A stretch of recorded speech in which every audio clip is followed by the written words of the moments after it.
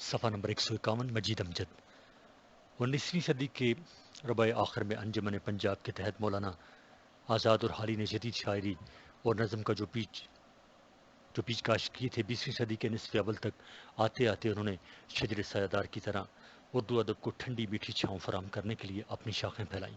ابتدا میں اقبال اور بعد میں ترقی پسند تحریک سے وابستہ شعراء نے نہ صرف جدید نظم میں خیالات و تصورات کا ایک حسین تاج محل تعمیر کیا، بلکہ بعض شعراء نے صدیوں کی روایات کا خون کر کے نظم کو جدید کروٹوں سے روشناس کرا کے کاخ امراؤ کاخ امراؤ کے در و دیوار گرا دینے کے لیے دنیا کے غریبوں کو جگانے کا سامان کیا۔ چند شعراء نے مغربی ادیبوں کی تقلید میں جدیدیت کی درانتی سے قافیہ اور ردیف کی تراش خراش کی، اور بعض نے حیت و اسلوب کے تجربات سے اپنی اہمیت اجاگر کی۔ مجید امجد بھی جدید شعراء کی اسی قافلے کے سالاروں میں شامل ہیں۔ مجید امجد بھی جدید شعراء کے اسی قافلے کے سالاروں میں شامل ہیں جنہوں نے اردو نظم کی تنگی داماں کا گلا دور کرنے کے لیے نہ صرف اس کا دامن چاک کیا بلکہ اپنی فنکاری اور پرکاری سے جدید نظم کی اہمیت و افادیت کی مؤثر آواز نئی نسل کے کانوں تک پہنچانے میں اہم کردار ادا کیا۔ اس لیے میرا جی اور راشد کے ساتھ مجید امجد جدید آزاد نظم کے استحکام کا تیسرا زاویہ بناتے ہوئے قابل ذکر شاعر کے مرتبے پر براجمان ہیں۔ مجید امجد کی انفرادیت کے متعلق ڈاکٹر وزیر آغا فرماتے ہیں: مجید امجد ایک تر و تازہ اور سرسبز و شاداب شاعر ہے۔ اقبال کے بعد ابھرنے والے شعراء میں مجید امجد وہ واحد شاعر ہیں جنہوں نے سوچ، زبان اور لہجے کی ہر بندیوں کو توڑ کر اپنی انفرادیت کا بھرپور احساس دلایا ہے۔ جب تک کوئی شاعر اپنی شخصیت، ماحول اور تہذیب کے قفس سے اپنی روح کو ایک آزاد پنچھی کی طرح اڑان بھرنے کا موقع عطا نہ کرے، وہ کبھی عظمت کے اعلیٰ مدارج پر فائز نہیں ہو سکتا۔ 20ویں صدی کی اردو شاعری میں یہ کام علامہ اقبال نے انجام دیا اور پھر ان کے بعد مجید امجد نے۔ مجید امجد کی شاعری کے چند نمایاں رنگ۔ یوں تو مجید امجد کی شاعری جذبات و خیالات و تجربات و مشاہدات کا ایک حسین قوس قزح ہے، لیکن اس میں بہرحال چند گہرے اور شوخ رنگ ایسے ہیں جن کے ذریعے مجید امجد نے شعراء کے جمع غفیر میں دور ہی سے پہچان ان کی ہوتی ہے۔ صفحہ نمبر 152 نمبر 1 محرومیہ کا شاعر۔ محرومی اردو کے اکثر شعراء کے اکثر کثرت سے نظر آتی ہے۔ میر سے لے کر ناصر کاظمی کے غم جانا تک ان کے ہاتھوں ستائے ہوئے ہیں، محبوب کے ہاتھوں ستائے ہوئے ہیں۔ مجید امجد کے ہاں بھی اداسیوں اور مایوسیوں کی ایک نمایاں لہر موجود ہے، جس کی اہم وجہ ان کا ذاتی ماحول ہے۔ وہ ابھی بہت چھوٹے ہی تھے کہ ان کے والد نے ان کی ماں کی موجودگی میں ہی دوسری شادی رچائی۔ یہیں سے مجید امجد کے دکھوں، مصیبتوں اور اذیتوں کا آغاز ہوا۔ ان کی والدہ اپنے شوہر سے ناراض ہو کر انہیں اپنے ساتھ لے کر اپنے باپ کے گھر چلی گئیں۔ مجید امجد کی پرورش ننیال میں ہوئی۔ نانا میاں نور محمد نے اپنے نواسے کی ابتدائی تعلیم کا بہت خیال رکھا، چنانچہ مجید امجد نے عربی و فارسی کی تعلیم اپنے نانا سے حاصل کی۔ وہ تو باپ کے جیتے جی پہلے ہی یتیم ہو چکے تھے۔ ستم بالائے ستم یہ کہ اوائل عمری میں ہی ان کی شادی ان کی ماموزاد سے کر دی گئی۔ بدقسمتی سے یہ شادی بری طرح ناکام رہی۔ انہوں نے اپنے والد کی سنت ادا کرتے ہوئے دوسری شادی کر لی۔ ان کی سنت یعنی اپنے والد کا طریقہ۔ ان کی دوسری بیوی جو ایک استانی تھی، آخری عمر میں نور بصارت سے محروم ہو چکی تھی، اس لیے ان کو اپنی معذور رفیقہ حیات کی تمام تر ذمہ داریاں بھی نبھانا پڑیں۔ ڈاکٹر رشید احمد گوریچا اس سلسلے میں فرماتے ہیں: پھر دنیا کے لوگوں کے منافقانہ رویوں اور بکارانہ گفتگو نے بھی انہیں خاصا مایوس کیا ہوگا۔ اس لیے ان کے کلام میں ہمیں غم کے سائے زیادہ گہرے ملتے ہیں۔ انہیں کچھ پانے کا غم بھی ہے اور پا کر کھونے کا دکھ بھی ہے۔ انہوں نے خود بھی اپنی شاعری کو فکر خود سوزی کے نام سے تعبیر کیا ہے۔ فرخ دورانی ان کے دکھوں کے متعلق رقم تراز ہیں۔ مجید امجد انسان کے ازلی اور آفاقی رنگوں کا شاعر ہے۔ وہ بچھڑے دلوں، پرانی برساتوں، ادھوری ملاقاتوں اور تنہا چاندنیوں کا شاعر ہے۔ اگر ایک جملے میں کہا جائے تو یہ کہا جا سکتا ہے کہ زوال اضمحلال و تنہائی کبھی اس کی ذاتی محرومیوں، ناکامیوں اور زندگی کی بے حاصل اور بے مصرفی کے تصور سے پیدا ہوتا ہے۔ صفحہ نمبر 153۔ مجید امجد خود فرماتے ہیں، یہی پھولوں کی زیست کا محاصل ہے، یہی پھولوں کی زیست کا محاصل ہے کہ ایک تبسم اس کی اجل ہے۔ یہ دنیا ہے میری کہ مرکد ہے میرا، یہاں بھی اندھیرا وہاں بھی اندھیرا۔ ایک اور نظم میں مایوسی، تنہائی و ہرما نصیبی کا یہی رنگ جھلکتا ہے۔ موت کتنی تیرا و تاریک ہے لیکن مجھے اس کا غم نہیں، قبر کے اندر گھڑے کے اس طرف باہر اندھیرا کم نہیں۔ عزیز اعجاز فرماتے ہیں، جیسا موڈ ہو ویسا منظر ہوتا ہے، موسم تو انسان کے اندر ہوتا ہے۔ مجید امجد کے ہاں درخت، موسم، پھول، یہاں تک کہ پرندے بھی ان کے غمزدہ موڈ کی ترجمانی کرتے ہیں۔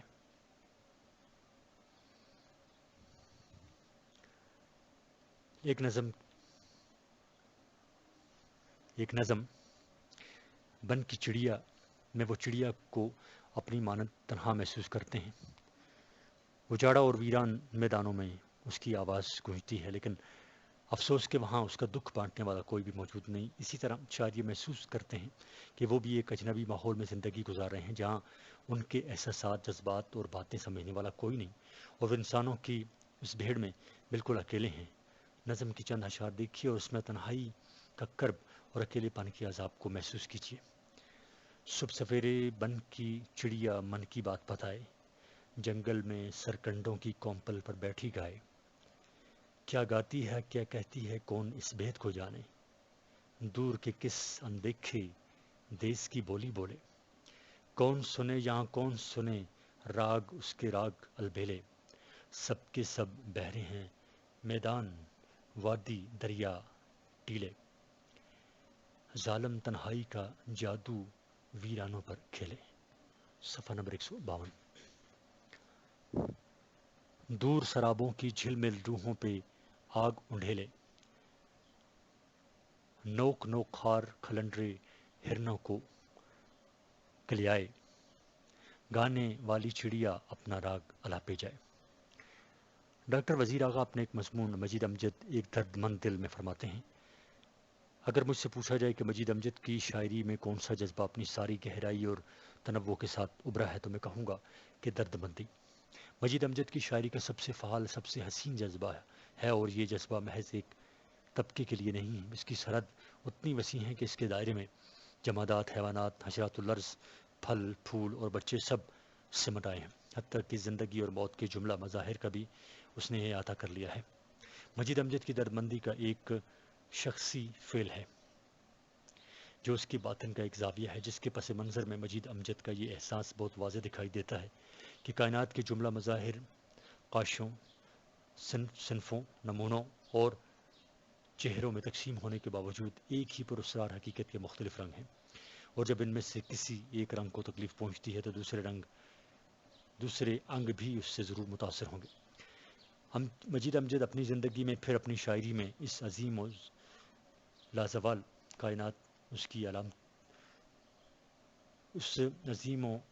کائنات ہی کا علامتی روپ بن کر ابھرے ہیں، اس لیے انہوں نے خود کو اس کائنات کے ہر انگ سے جڑا ہوا پایا ہے۔ پھر جب کوئی درخت کٹا ہے، کوئی چیونٹی پاؤں تلے آئی ہے، کوئی بچہ حادثے کا شکار ہوا ہے، کوئی پھول مسلا گیا ہے، یا کوئی پرندہ یا شخص یا طبقہ شکار ہوا ہے، تو مجید امجد کو یوں لگا جیسے ان کے اپنے بدن کا کوئی حصہ زخمی ہو گیا ہے۔ ان کی بہت سی مثالیں ان کی نظموں میں ملتی ہیں، اس کی بہت سی مثالیں ان کی نظموں میں ملتی ہیں۔ مثلا جب ایک روز مجید امجد نہر کے کنارے ان شیشم کے درختوں کو کٹتے ہوئے دیکھتے ہیں جو ان کے ساتھی اور دوست تھے، تو انہیں یوں لگتا ہے جیسے وہ خود بھی ان تیشوں اور آریوں کی زد میں آ گئے ہیں۔ نظم توسیع شہر میں فرماتے ہیں، گھنے سہانے چھاؤں چھڑکتے بور لدے چھتنار، 20,000 میں بک گئے سارے ہرے بھرے اشجار، جن کی سانسوں کا ہر جھونکا تھا ایک عجیب طلسم، قاتل تیشے چیر گئے ان ساؤنتوں کے جسم۔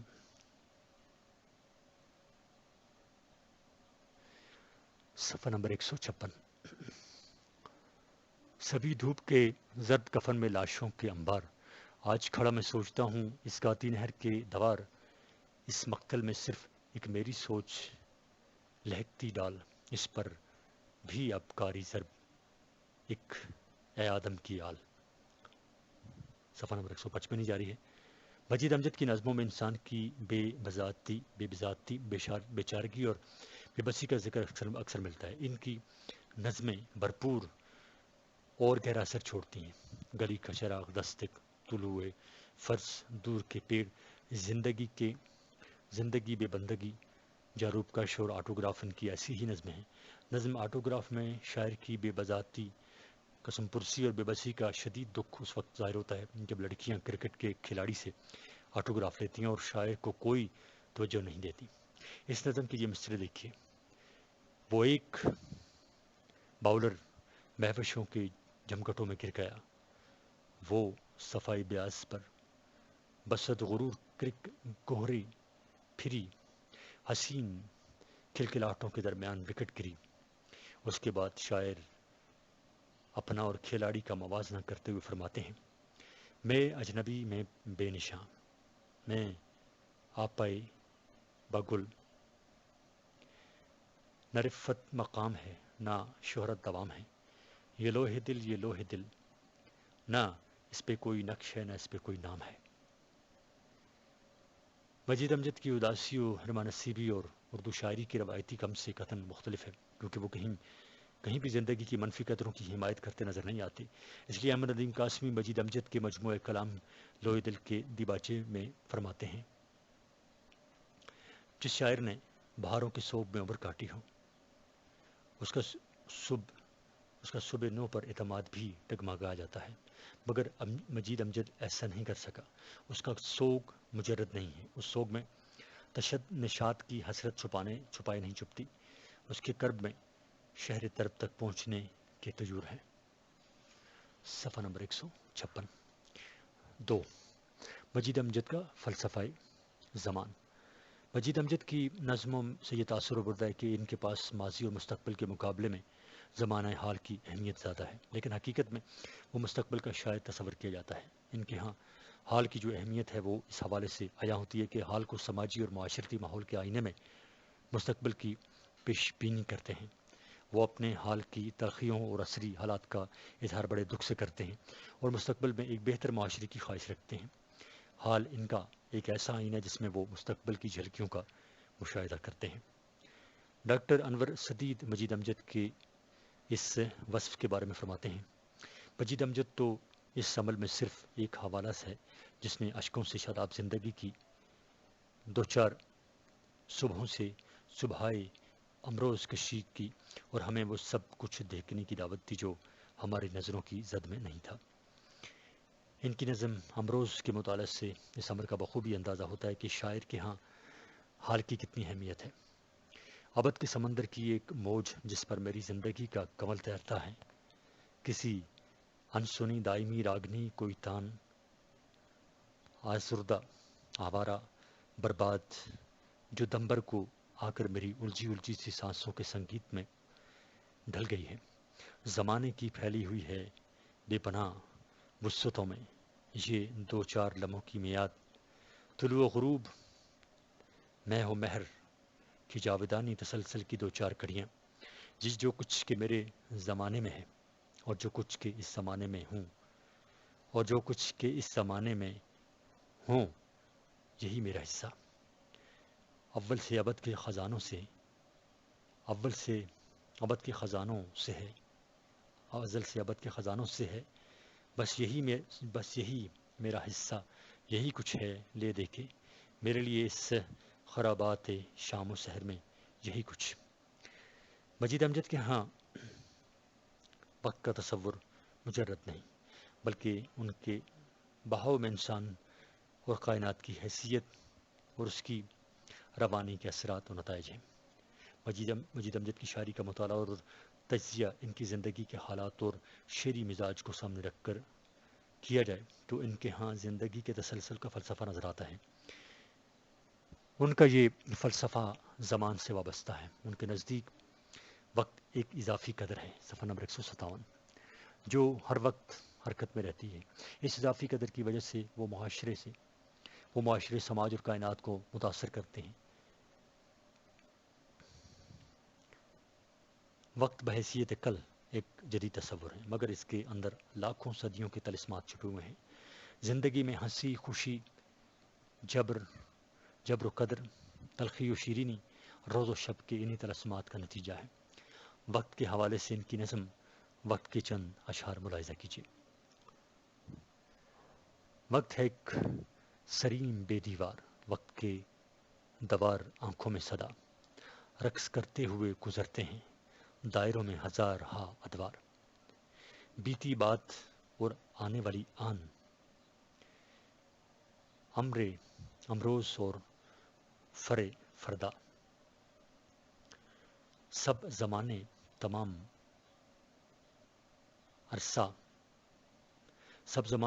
عرصہ دہر، وقت کی ایک تیز لہر کی عمر۔ 3 حیرت و جستجو۔ بعض نقادوں نے مجید امجد کے کلام سے یہ نتیجہ اخذ کیا کہ وہ حیرت کا شاعر ہے۔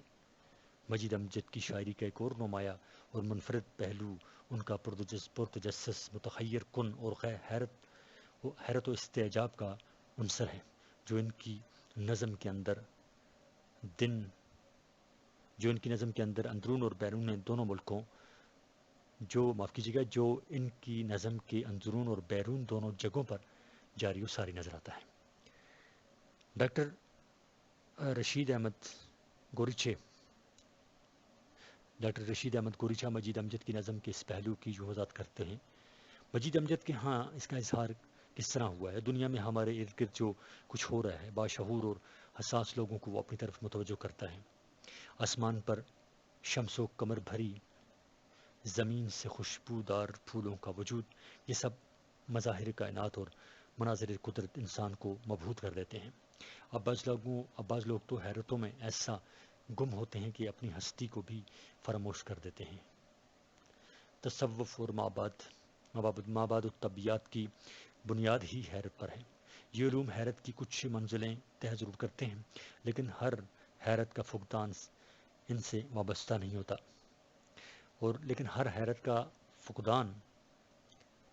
ان سے واہ نہیں ہوتا۔ مجید امجد جس عجز کا اظہار کرتے ہیں، صفحہ نمبر 158، طے نہ ہوا ویرانۂ حیرت۔ اس حیرت کی کوکھ سے جستجو جنم لیتی ہے۔ ہر حیرت جستجو اور قرید کو تحریک دیتی ہے۔ ایسا کیوں ہے؟ اس کا جواب تلاش کے عمل سے ممکن ہوتا ہے۔ بعض شعراء نے حیرت کے عالم میں سکوت کیا یا سکوت کو حیرت کے مماثل ٹھہرایا ہے، جبکہ بعض شعراء حیرت کی سکوت کو جستجو اور تلاش کے ذریعے توڑتے ہیں۔ اگر دیکھا جائے تو حیرت اوپر کی سطح پر نظر آتی ہے، جبکہ اس کی زیریں سطح پر جستجو انسان کو سرگرم میں عمل رکھتی ہے۔ حیرت انسان کو ٹھٹکا دیتی ہے، جبکہ جستجو اور قرید اسے متحرک کرتی اور آگے چلنے پر مجبور کرتی ہے۔ یہی جستجو سے جذبہ و احساس کی نئی سے نئی دنیاؤں میں لے جاتی ہے۔ جب حرف آغاز میں وہ کہتے ہیں، عمر اس الجھن میں گزری، کیا شے ہے یہ حرف و بیاں کا، عقدۂ مشکل صورت معنی صورت، اکثر گرد سخن سے نہ ابھرے، وادی فکر کی نیلاؤں کے جھومتے محمل، طے نہ ہوا ویرانۂ حیرت۔ بقول احمد ندیم قاسمی، یہی جستجو ان کے اندر سوال پیدا کرتی ہے، حیات کے بارے میں، کائنات کے بارے میں، حیات و کائنات کے رشتوں اور رابطوں کے بارے میں، خود فن کے بارے میں حرف و بیان کیا ہے۔ معنی کی کیا صورت ہے، صورت کے معنی کیا ہیں، اور سب سے اہم اور شش جہات کی وسعتوں میں پر پھیلا ہوا یہ سوال کہ اتنی خوبصورت مخلوق جسے انسان کہتے ہیں فانی کیوں ہے، وہ کہاں جاتا ہے اور کیوں جاتا ہے؟ یہ نئے سوال اس کے ذوق جستجو نے پیدا کیے ہیں، مگر ہر نیا سوال اسے ایک نئے سفر جستجو پر آمادہ کرتا ہے۔ اس نئی جستجو سے کچھ اور سوال پیدا ہوتے ہیں۔ حیات و کائنات کی چند گتھیاں سلجھا لینے پر قانع ہو کر مجید امجد بیٹھ نہیں جاتے، بلکہ وہ آگے بڑھتے ہیں۔ جہاں نئی حسرتیں اور نئی جستجویں ان کی منتظر ہوتی ہیں۔ صفحہ نمبر 159۔ یہ سوال کرنے کا انداز اور ان سوالوں کا جواب ڈھونڈنے کی صحیح ان کی نظموں میں ملتی ہے۔ حسن کا انجام کیا ہے؟ انسان کی صحیح کا حاصل کیا ہے؟ پرندوں کی زندگی کے مختصر لمحات کا دور اور انسان کی ساری جہد حیات کس لیے ہے؟ ان کی نظم راہگیر دیکھیں۔ اس کا آغاز اس خوبصورت شعر سے ہوتا ہے: کوئی تو مجھ کو بتائے یہ راہگیر ہے کون، حسین انکھڑیوں میں حسن شش جہات لیے، خزاں کی سلطنتوں میں ہے ایک پھول رواں، ہر ایک خار سے امید التفات لیے، لگی ہے اس کو لگن جانے کس ٹھکانے کی، بھٹک گئی ہو نہ ٹھوکر کوئی زمانے کی۔ یہ تلاش و تجسس و جستجو کی خواہش ان کی نظم دستک میں اور زیادہ خوبصورتی سے جا کر نظر آتی ہے۔ تم کہاں ہو کہاں، جواب تو دو، او میرے مہماں جواب تو دو، تم نے دروازہ کھٹکایا تھا، کس کی دستک تھی، کون آیا تھا؟ نیم شب کے قافلے ستاروں کے، تیز ہرکارے ابر پاروں کے، کس نے نیندوں کو میری ٹوکا تھا، کوئی جھونکا تھا کوئی دھوکا تھا۔ ہوا کے یہ جھونکے انہیں دھوکا دیتے ہیں اور نیندوں سے چکا دیتے ہیں۔ ان کی نظم پنواڑی میں دنیا میں انسان اور اس کے وجود کی افادیت کیا ہے، دنیا کی ساری تگ و دو، مال و دولت کا انجام کیا ہے، جب سب کچھ آدمی کی موت کے ساتھ ہی ختم ہو جاتا ہے تو آدمی کس کے لیے محنت کرے؟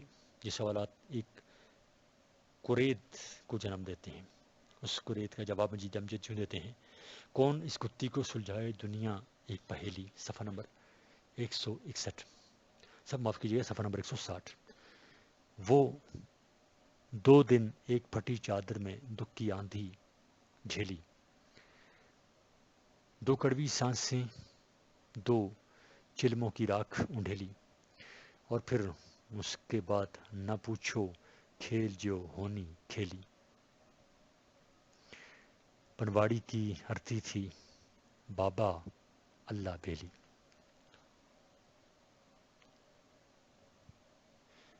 پنواڑی کی ارتھی اٹھی بابا اللہ بیلی۔ طلوع فرض میں بھی مجید امجد یہ تاثر دیتے معلوم ہوتے ہیں کہ انسان ایک بے انجام اور بیکار جست حیات میں مصروف ہے، اور ابد تک اس کا یہ بے سمت سفر یوں جاری رہے گا، اور ابد کی حد پر بھی وہ خالی ہاتھ ہی خود کو پائے گا۔ اگر انسان کی زندگی کا حاصل یہی ہے کہ چند لمحوں کے لیے آئے، کما کے کھائے، تو یہ مقصد حیات ایسا عرفہ والا نہیں ہے۔ یہ زندگی تو کیڑے مکوڑے بھی کسی نہ کسی طرح بسر کر لیتے ہیں۔ 4. محاقات نگاری اور منظر کشی۔ ڈاکٹر محمد حسن مجید امجد کے محاقات نگاری اور منظر کشی کے بارے میں یوں گویا ہے: مجید امجد کی شاعری کی ایک اور خصوصیت ان کے مواقعات اور امیجری کے استعمال میں نمایاں ہوتی ہیں۔ مجید امجد حسیاتی تاثر یادوں سے زیادہ نظر نواز یعنی ویژول علامتوں اور امیجز کا شاعر ہے۔ مجید امجد اختر علی ایمان کی طرح حرکی اور نظر نواز علامتوں اور مناظر سے کام لیتے ہیں۔ مجید امجد کا ذہن تصاویر کی شکل میں ہوتا ہے، سوچتا ہے، وہ کیفیات کو بھی مرئی مناظر، اشیاء، واقعہ اور محل کا پیکر بخش دیتے ہیں۔ مجید امجد کی نظم پڑھنے کے بعد ہر قاری ڈاکٹر محمد حسن کا ہمنوا بن جاتا ہے۔ محاقات نگاری اور چھوٹی چھوٹی جزیات کی تصویر کاری بلا شبہ ایک مشکل فن ہے، لیکن محاقات نگاری سے کسی بھی منظر میں جان پڑتی ہے اور ساکت و سامت منظر بولنے اور گنگنانے لگتا ہے۔ مجید امجد نے اپنے ارد گرد کی دنیا کا چشم تصور سے نہیں بلکہ چشم دل وا کر کے نظارہ کیا۔ ان کی نظر کسی فلسفی کی نظر نہیں بلکہ ایک درد مند دل رکھنے والے شاعر کی نظر ہے۔ چنانچہ مختلف اشیاء کے ظاہری روپ کو اپنے تخیل کی اسکرین پر لا کر اس میں بہت سے اضافے انہوں نے کیے ہیں۔ یہ تصاویر اپنی اصل صورت میں ہمارے سامنے آتی ہیں اور ان کی تجرید بھی نظر آتی ہیں، تاہم ان کے مشاہدے سے ہوتی نظر کہیں بھی دھندلی نظر نہیں آتی۔ ہر تصویر صاف اور اجلی ہے، وہ ہر منظر کی تمام جزیات الفاظ کے ذریعے ہمارے ذہن کے پردے پر منتقل کر دیتے ہیں۔ نظم طلوع فرض کا یہ منظر دیکھیے، صفحہ نمبر 161۔ وہ ایک اندھی بیکارن لڑکھڑائی کے چوراہے کے کھمبے کو پکڑ لے، صدا سے راہگیروں کو جکڑ لے۔ یہ پھیلا پھیلا میلا میلا دامن، یہ پھیلا پھیلا میلا میلا دامن، یہ کاسہ، یہ گلوے شور انگیز، میرا دفتر میری لبلبی میز، میرا دفتر میری لہلہی میز۔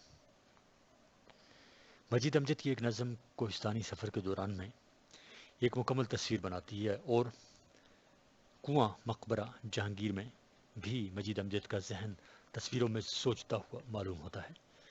تصویریں ان کے ذہن میں مکمل صورت میں آتی ہیں۔ ننگ پگڈنڈی سرے کوہسار بل کھاتی ہوئی، نیچے دونوں سمت گہرے غار منہ کھولے ہوئے، آگے ڈہلوانوں کے پاراک تیز موڑ، اور اس جگہ ایک فرشتے کی طرح نورانی پر کھولے ہوئے، جھک پڑا ہے آگے رستے پر کوئی نخل بلند۔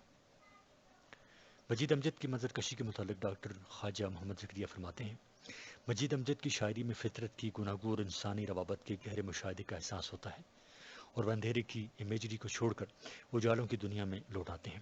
صبح کا تارا، سورج کی سنہری کرنیں، کھیتوں چرواہوں کی بستی کی تان، مندروں کی گھنٹیاں، اور ہجنبیری اور تلسی کے درختوں والے آنگن، لہلاتی کھیتیاں، برستی پھوار، پھولوں کی خوشبوئیں، ہواؤں کی جھونکیں، گنجان جنگل، پہاڑ اور تیرائیات، غرض انواع و اقسام کے مظاہر فطرت کے سلسلے ان کے حواس کے روبرو بے نقاب ہونے لگتے ہیں۔ امجد کی شاعری کا یہ حصہ حد درجہ دلکش، جاذب نظر اور رنگا رنگ ہے۔ یہیں سے وہ یورپ کی مریضانہ شاعری سے الگ ہو جاتے ہیں۔ مجید امجد کی شاعری میں درختوں اور درختوں کے گھنے سایوں کا ذکر، بعض مناظر کے پس منظر کے طور پر اور بعض جگہ خود منظر بر کر ابھرا ہے۔ وہ درخت کو محبوبہ سمجھتے ہیں اور ماں بھی تصور کرتے ہیں، صفحہ نمبر 162، اور کبھی اس کے سائے کو پدری شفقت کے مماثل بھی قرار دیتے ہیں۔ پیڑوں کی لچکیلی باہیں، کونپلوں کے کنکن پہنے، جھک جھک کر جھیل کے پانی پر سے چننے آئی ہیں پیلے پیلے پتے اور بھورے بھورے بادل۔ مجید امجد کی نظموں کے مناظر کے لیے دیہات کے باسی، کنواں، رہٹ، کھلیان، ہل چلاتے کسان اور جبر کے شکار کاشتکار خام مواد فراہم کرتے ہیں۔ انہوں نے فطرت کے حسین مناظر سے اپنی نظموں کے مضامین کشید کیے ہیں۔ ان کی ایک اور نظم میں محاقات کے یہ جاویداں پہم رواں رنگ دیکھیے۔ ابھی ابھی سبز کھیتوں پر جو دور تک مست آرزوؤں کی موج بن کر لہک رہی ہے، سیاہ بادل جھکے ہوئے تھے اور اب حسین دھوپ میں نہاتی فضائیں زلفیں چٹک رہی ہیں، پلٹ پلٹ کے امڑتے بادل، سمٹ سمٹ کر سرکتے آنچل، عجیب ایک لذت طرب ہے۔ مجید امجد کی محاقات نگاری کے متعلق ڈاکٹر انور سدید اپنے ایک مضمون مجید امجد ایک اور دنیا کا باسی مشمولہ اوراق، صفحہ نمبر 79 میں فرماتے ہیں، مجید امجد کی نظموں میں جو لینڈسکیپ ہمارے سامنے آتا ہے وہ استاد علا بخش کی پینٹ کی ہوئی تصویروں کی طرح دیہاتی وضع کا ہے۔ اس میں روشنیوں اور سایوں کا خوشگوار امتزاج ہے، لیکن تاریکی روشنی پر غالب نہیں آتی اور تابناک اجالا آنکھوں کو اندھا نہیں کرتا۔ ندی میں پانی مسلسل بہہ رہا ہے، لیکن یہ کناروں کو نہیں کاٹتا اور اس کی روانی سماعت پر بات نہیں بنتی۔ یہ باغوں، مرغزاروں اور سبززاروں کا لینڈسکیپ ہے۔ 5 ہیت کے تجربات، صفحہ نمبر 163۔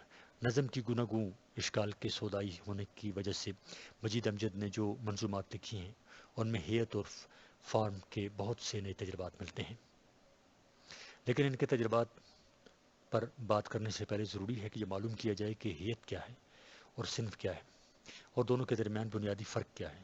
اصناف سخن کی شناخت میں بعض لوگوں نے ٹھوکریں کھائی ہیں، کہیں تو ہیت کو اور کہیں اصناف کو ایک دوسرے میں ملت کر دیا گیا ہے۔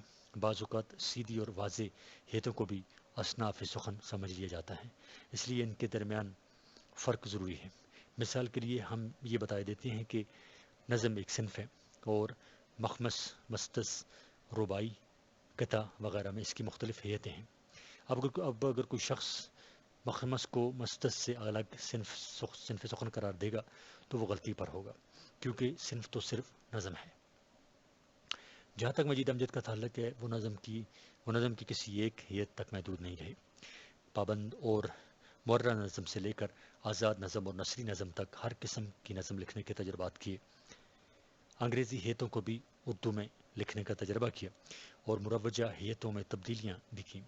بنیادی طور پر وہ نظم کے شاعر ہیں اور غزل ان کے مزاج سے لگاؤ نہیں کھاتی تھی، اس لیے ان کی غزلوں کی تعداد 2-3 درجن سے زیادہ نہیں۔ غزل میں 2 مصروں کے شعر میں خیال سمیٹنے کے لیے مختصر ہونا غزل میں 2 مصروں کے شعر میں خیال سمیٹنے کے لیے بات مختصر کرنا ضروری ہوتا ہے، جبکہ مجید امجد تفصیل پسند تھے اور کسی بھی کل کے ایک ایک جز پر نظر رکھنے کے عادی تھے۔ مجید امجد کی نظم کنواں اپنی ہیت اور گہری علامت کی وجہ سے اپنی الگ پہچان کراتی ہے۔ اسی طرح ان کی دوسری نظم گوشت کی چادر، توسی شہر، متروکہ مکان، نہ کوئی سلطنت غم ہے، نہ اقلیم عرب وغیرہ، ہیت کی لطافت اور مضمون کے بانک پن کی بنا پر عجیب لطف کی حامل ہے۔ ان نظموں کے بین السطور جو علامتیں استعمال ہوئی ہیں ان کی وجہ سے گہری معنویت ان میں پیدا ہو گئی ہے۔ نظم کنواں کے اشعار ملاحظہ ہوں۔ ہے چھیڑی چلی جا رہی ایک ترانہ، پراسرار گانا، جسے سن کے رقصاں ہے، اندھے تھکے ہارے بے جاں بیلوں کا جوڑا بیچارہ، گراں بار رنجیدہ بھاری سلاسل، کڑکتے ہوئے آتشیں تازیانے، ادھر وہ مصیبت کے ساتھی۔ صفحہ نمبر 164۔ ملائے ہوئے سینگوں میں سینگ، شانوں سے شانے، رواں ہے نہ جانے کدھر، کس ٹھکانے، نہ رکنے کی تاب، نہ چلنے کا یارہ۔ مجید امجد کا اصل فن یہ ہے کہ زندگی کے تجربے سے حاصل کیے ہوئے اس تاثر کو دوبارہ واقعات و کردار، علامتوں و مکالموں کی شکل دی جائے، جس سے پڑھنے والا اس تاثر تک پہنچ سکے جو شاعر کا مقصد ہے۔ اس لیے ان کا تخلیقی عمل دوہرا ہے، ایک زندگی کے تجربے سے کسی تاثر یا کیفیت یا معنویت تک پہنچنا، اور دوسرا پھر اس تاثر کو دوبارہ واقعہ اور کردار کے روپ میں ڈھالنے کا عمل انہیں اختر الایمان میرا جی اور نون میم راشد سے الگ کرتا ہے۔ نظم موضوع فرض، نظم طلوع فرض میں ان کا انداز دیکھیے۔ چمکتی قار فراٹے سے گزری، غبار راہ نے کروٹ بدلی جاگا، غبار راہ نے کروٹ بدلی جاگا، اٹھا ایک دو قدم تک ساتھ بھاگا،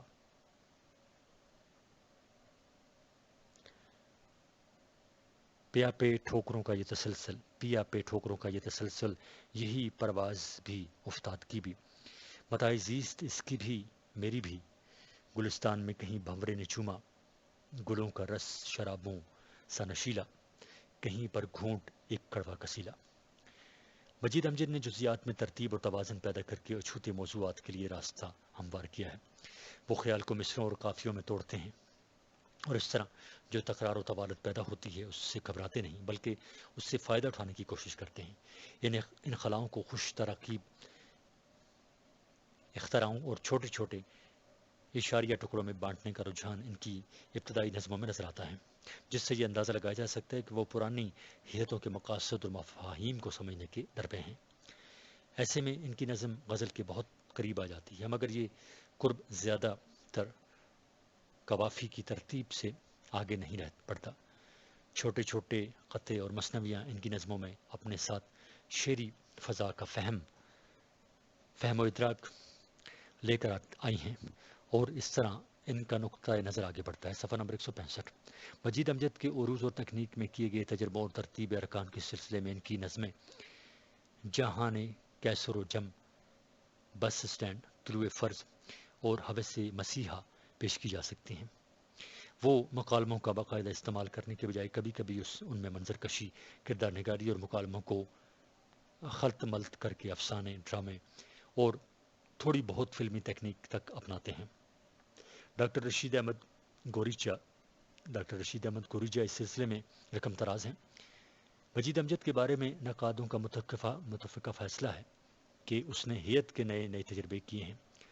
نظم جیسی صنف سخن میں مجید امجد کے لیے ہیئت کا میدان بہت وسیع تھا، چنانچہ آزاد نظم، معرر نظم، پابند نظم، ترجیب بند پر ہیئت کا الگ اسلوب مجید امجد کی شاعری کا حصہ ہے۔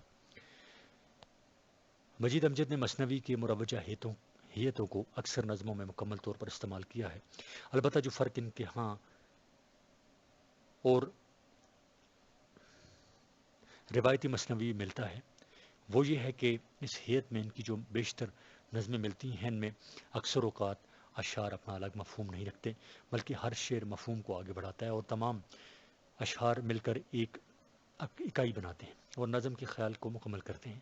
مثلا نظم بندہ میں شاعر نے مثنوی کی ہیئت برتی ہے، تاہم اس میں ایک تبدیلی یہ کی ہے کہ نظم کے آغاز میں ایک مصرع کا اضافہ کیا ہے اور آخر میں اس مصرع کو دہرایا گیا ہے۔ باقی نظم مثنوی ہیئت میں ہے۔ کاش میں تیرے بنگوش کا بندہ ہوتا، رات کو بے خبری میں جو مچل جاتا میں، تو تیرے کان سے چپ چاپ نکل جاتا میں۔ کاش میں تیرے بنگوش کا بندہ ہوتا، رات کو بے خبری میں جو مچل جاتا میں، تو تیرے کان سے چپ چاپ نکل جاتا میں۔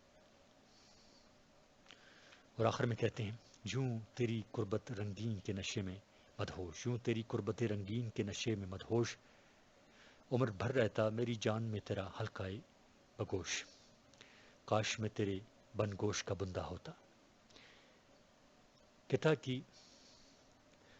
کتا کی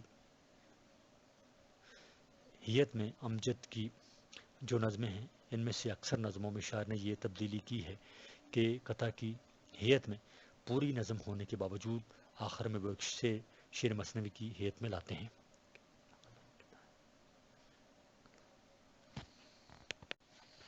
یعنی وہ ترکیب بند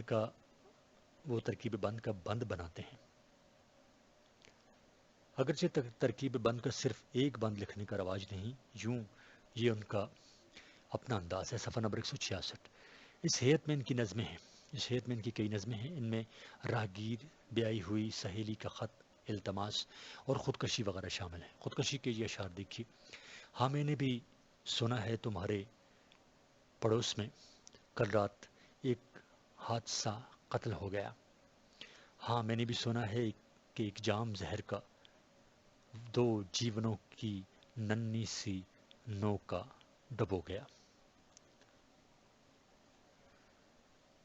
ہاں میں نے بھی سنا ہے کہ تمہارے پڑوس میں کل رات ایک حادثہ قتل ہو گیا، ہاں میں نے بھی سنا ہے کہ ایک جام زہر کا دو جیونوں کی ننھی سی نو کا ڈبو گیا۔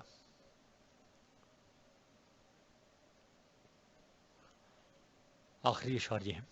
اکثر یوں ہوا ہے کہ الفت کا امتحان دشواریوں میں موت کی آساں ہو گیا، آؤ نہ ہم بھی توڑ دیں اس دام زیست کو، سنگ اصل پر پھوڑ دیں اس جام زیست کو۔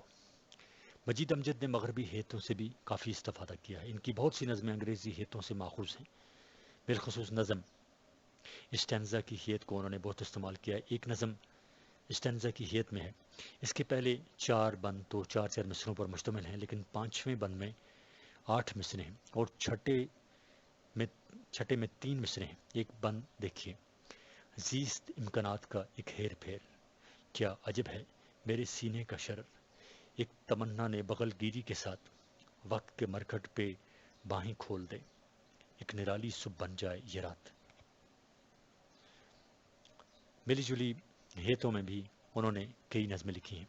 نظم راتوں کو میں مجید امجد نے ملی جلی ہیت بنائی ہے، جس میں مصروں کو چھوٹا بڑا کر کے موضوع ہیت کو ہم آہنگ کیا گیا ہے، لیکن اس میں کوئی مرتب سانچہ نہیں بنایا گیا، یعنی بندوں میں مصروں کی ترتیب کا خاص التزام نہیں کیا گیا، بلکہ موضوع کی ضرورت کے تحت مصروں اور ارکان کی تعداد کو گھٹا بڑھا کر استعمال کیا گیا ہے۔ نظم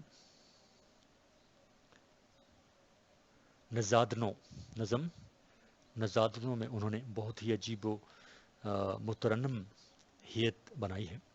اس میں اگرچہ قافیے ترتیب سے لائے گئے ہیں، لیکن اس وجہ سے بے ساختہ ہیں کہ نظم پڑھتے ہوئے کہیں رکاوٹ محسوس نہیں ہوتی اور نہ قافیوں کی موجودگی کا احساس ہوتا ہے۔ صفحہ نمبر 167۔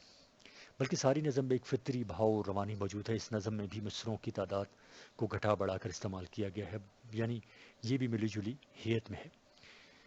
وہ منزلیں جن کی جھلکیوں کو ہماری راہیں ترس رہی ہیں، انہی کی قدموں میں بس رہی ہیں، حسین خوابوں کی دھندلی دنیائیں جو سرابوں کا روپ دھارے ہمارے احساس پر شرارے انڈھیلتی ہیں، انہی کی آنکھوں میں کھیلتی ہیں۔ ظلم نظم افسانے میں مجید امجد نے مستضاد کی ہیت کو برتا ہے۔ ہر مصرع کے ساتھ اسی قافیہ کا ایک ٹکڑا لگایا ہے۔ یہ مستضاد التزام مفہوم کو مکمل اور بامانی بناتا ہے۔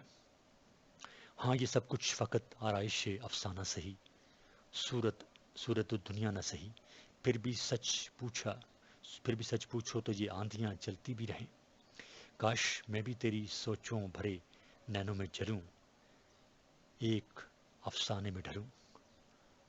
نظم افریشیا مورنا نظم ہے۔ اس میں انہوں نے بحر کے ارکان کے استعمال میں جدت پیدا کی ہے۔ اس نظم کا اصل وزن دریا کے پانیوں سے بھری جھیل کے کنار کے الفاظ سے پورا ہو جاتا ہے۔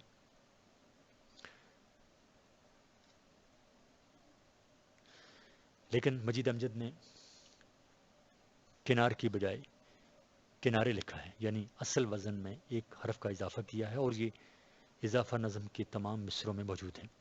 یوں بحر میں ایک تنوع پیدا ہوا ہے۔ تو کہتے ہیں کہ دریا کے پانیوں سے بھری جھیل کے کنارے آئے ہیں، پانیوں سے بھری جھیل کے کنارے، دریا کے پانیوں سے بھری جھیل کے کنارے آئے ہیں، دور دور سے افریشیا کے پنچھی، اجلے پروں کا بھاگ ہیں یہ رزق جو اڑائیں، اتنے سفر کے بعد یہ نٹ یہ ذرا سا کھا جا۔ صفحہ نمبر 168۔ مجید امجد کی ہیت پرستی کے متعلق احمد ندیم قاسمی کی کتاب شب رفتہ کے فلیپ پر رقم تراز ہیں۔ مجید امجد کے ہاں 40 برس کی عمر کے بعد زیادہ شدت پیدا ہوئی، اور اس کی آخری عمر کی نظموں کے مطالعے سے تو اہل ادب اور اہل ذوق کو یہ گمان گزرنے لگا کہ وہ نثر کے قریب آتا چلا جا رہا ہے۔ دراصل مجید امجد اتنا بہت کچھ کہنا چاہتا تھا اور اتنے اچھوتے انداز میں قاری کے دل و دماغ تک رسائی حاصل کرنا چاہتا تھا کہ اسے مروجہ ماہیتیں ادھوری محسوس ہونے لگی تھیں۔ اگر اسے چند برس اور مل جاتے تو وہ نظم کو یقیناً ایک قطعی نئی ہیت سے سرفراز کر جاتا۔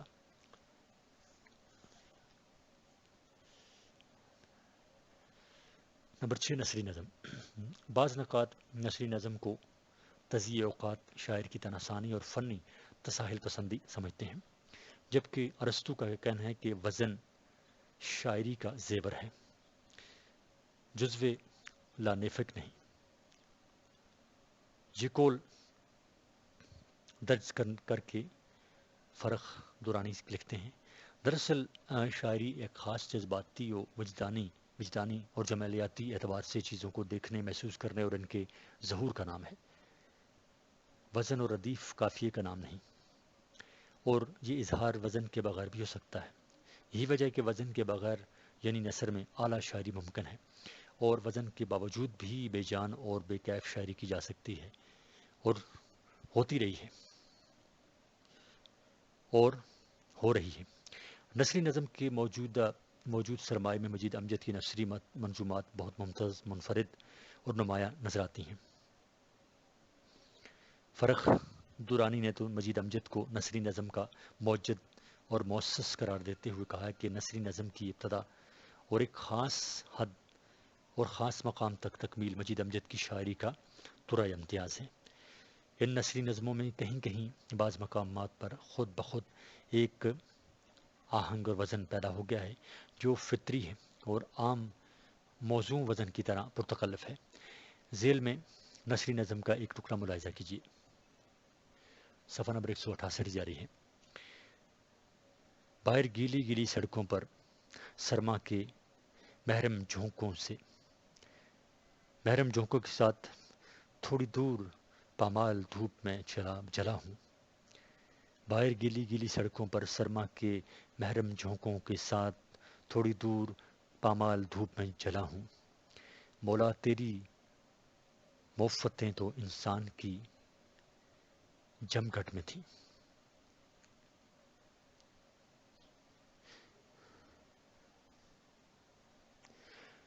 صفحہ نمبر 169. میں کیوں پڑا رہا اپنے خیالوں کی کٹیا میں تنہا. 7. اسلوب یعنی ڈکشن. مجید امجد کے اظہار میں پختگی اور ڈکشن میں جو توازن ملتا ہے وہ بہت کم شعراء کو نصیب ہوا ہے. اردو شاعری کے تاریخ میں نذیر اکبر آبادی، میر انیس اور جوشملی آبادی کے بعد شاید مجید امجد چوتھے شاعر ہیں جن کے ہاں ڈکشن اور ڈکشنری دونوں کا خوبصورت استعمال ہے. انہوں نے نظم کی ابلاغ کا نہ صرف خیال رکھا ہے بلکہ الفاظ کے انتخاب میں بھی ارکریزی سے کام لیا ہے. انہوں نے شعری ضرورتوں کے مطابق خود لفظ تراشے ہیں. اس اعتبار سے وہ لفظ تراش ہیں. انہوں نے اردو، ہندی، عربی اور فارسی زبانوں کے الفاظ سے بھی کام لیا ہے. فرا دورانی اس سلسلے میں فرماتے ہیں: مجید امجد کا شعری ذخیرہ الفاظ مستعار و مسروقہ نہیں ہے بلکہ اس کا خود پیدا کرتا ہے. اس نے کسی شخص کی روح اثر کی قرآنہ تقلید نہیں کی بلکہ یہ ذخیرہ الفاظ اس کی سالہ سال کی ریاضت، مشق سخن، لگن اور ذوق سلیم کا نتیجہ ہے. اس کے پاس نرم، کومل، اجلے، چمکیلے، صاف و شفاف، سچے اور پراثر الفاظ کا گراں قدر ذخیرہ موجود ہے. مجید امجد کی ڈکشن میں فارسی آمیز ڈکشن کا بوجھل پن ہے اور نہ ہی جدید قسم کے شعری ڈکشن کا عدم توازن ہے. مجید امجد کے ہاں ہندی کے نرم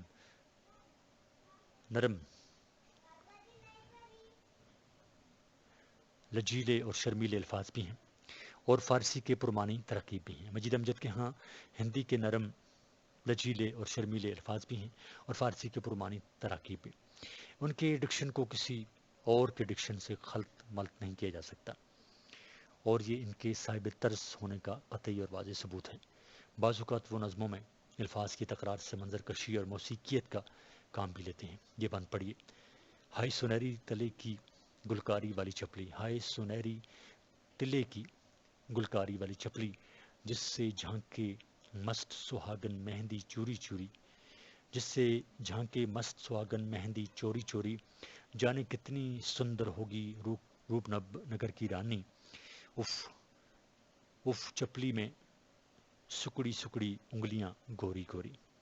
انہوں نے اصوات کو الفاظ کے روپ میں اس طرح پیش کیا کہ الفاظ کے پس منظر میں آوازیں صاف معلوم ہوتی ہیں. مثلا نظم پنواڑی کا یہ بند ملاحظہ ہو. صفحہ نمبر 170. صبح بھجن کی تان منوہر چھنن چھنن لہرائے، ایک چتا کی راکھ ہوا کے جھونک میں کھو جائے، شام کو اس کا کم سن بالا بیٹھا پان لگائے، جھن جھن ٹھن ٹھن چونے والی کٹوری بجتی جائے، ایک پتنگا دیپک پر جل جائے دوسرا آئے. غزل کے آب و رنگ کی جگہ مجید امجد نے شاعری میں گیتوں کو آب و رنگ استعمال کیا ہے. وہ گیتوں کی جھنکار سے کام لیتے ہیں، کبھی کبھی ہندی کے عام فہم الفاظ اور تلمیحات بھی برت لیتے ہیں۔ میرا جی نے گیتوں کی جو روایت قائم کی تھی اس پر مجید امجد نے اضافے کیے ہیں۔ موسیقی اور صوتی ہم آہنگی کا خیال انہوں نے ہر جگہ رکھا ہے۔ ان کے الفاظ صرف معنی کی ترسیل نہیں کرتے، گھنگروؤں کی طرح بجتے اور دلہن کی طرح سجتے ہیں، اور یہ جھنکار ایک نئے انداز کی جھنکار ہے۔ مثلاً ایک جگہ فرماتے ہیں، ایک ایک جھروکا خندۂ بلب، ایک ایک کلی کوہرام، ہم سب سے لگا کر جام ہوئے بدنام، بڑے بدنام۔ ایک اور نظم میں کہتے ہیں، کتنی چھنا چھن ناچتی صدیاں، کتنے گھٹا گھن گھومتے عالم، کتنے مراحل جن کا مال ایک سانس کی مہلت۔ تاج سعید ان کی ڈکشن کے بارے میں لکھتے ہیں، مجید امجد کی شاعری خشک سایوں اور نرم جھونکوں کی شاعری ہے۔ اس نے اظہار کے جو سانچے بھی وضع کیے ہیں ان میں نرمی اور دھیما پن ہے۔ تند خو اور چیختی چلاتی دنیا نہیں ہے۔